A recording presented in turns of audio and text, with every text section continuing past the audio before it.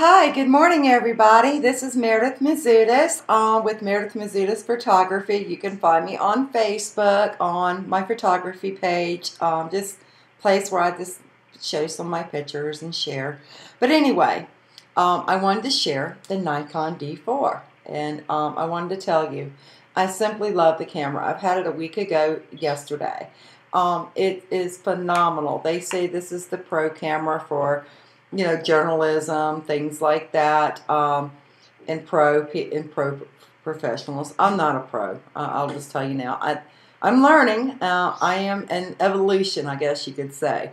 But I've been shooting with a D90 for the last 3 years, learning, and I wanted to expand my photography and the art, and I wanted a full frame. So my husband got me a gift. He got me the D4. It is kind of pricey out there for you people to know. It's $6,000 at Best Buy. I think it's worth every penny of it. The camera is, I already said, it's just wonderful. For you guys that's wanting to get into photography, things like that. I do not recommend an FX camera to people who do not understand your manual modes, things like that, etc. There's a lot to it. But it's a wonderful camera if you are looking into getting into photography. Like I said, if you're not familiar with an FX, go into a DX to go into your manual modes, your aperture modes, your P mode. Well, your P mode is kind of like your dummy mode, but I call them dummy modes. But it's a wonderful camera. I do portrait work, landscapes, and wildlife photography, and my passion is night photography. It's just something that just calls me. It's just the way the lights hitting the streets and things like that. It's surreal. It's like another dimension. And that's why I wanted to get an FX, because my DX cameras could not do the work. This is an ISO beast.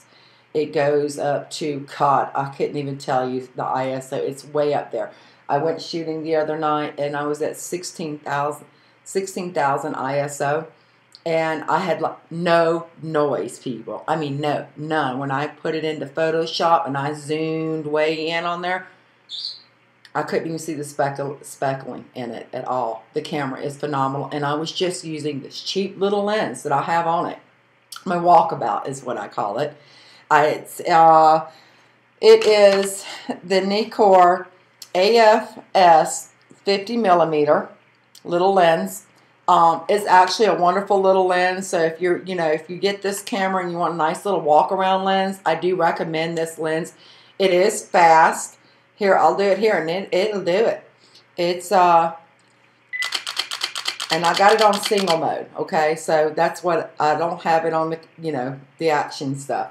But the camera, I am getting around 14 to 16 frames per second. Depends on the settings that I have it on. I did read that, this camera only gets 14 frames per second if that's necessary for somebody, for your sport photographers, things like that. I am getting 14 to 16 pictures per second.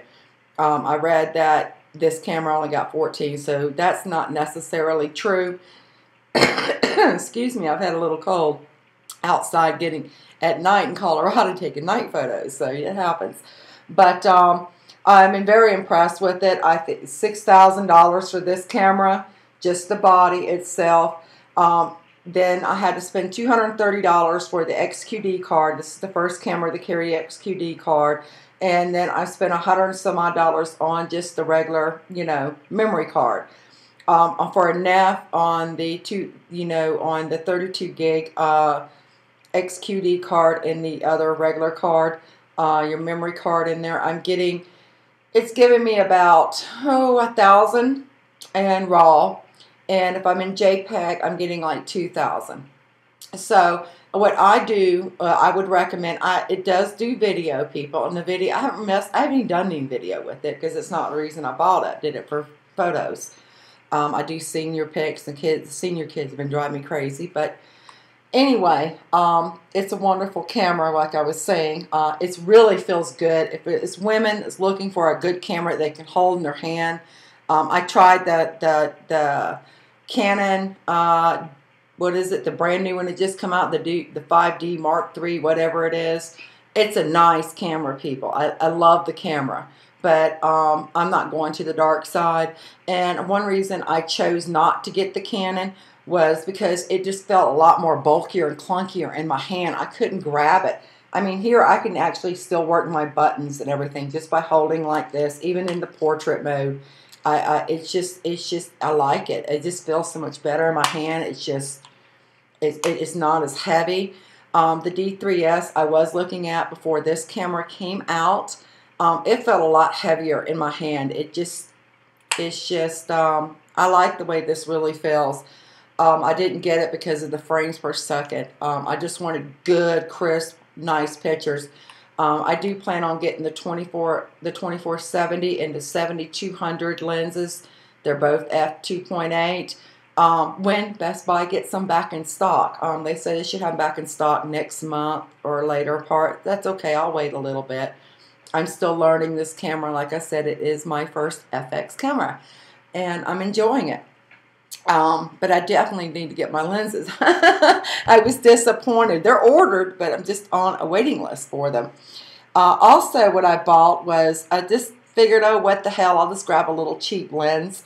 And I could also use this on my D90 as well. It's a little macro. It's a 40mm macro. It is, here it is right here. I'll just tell you. See, that's what it is right there. It's a little f.2, 8G.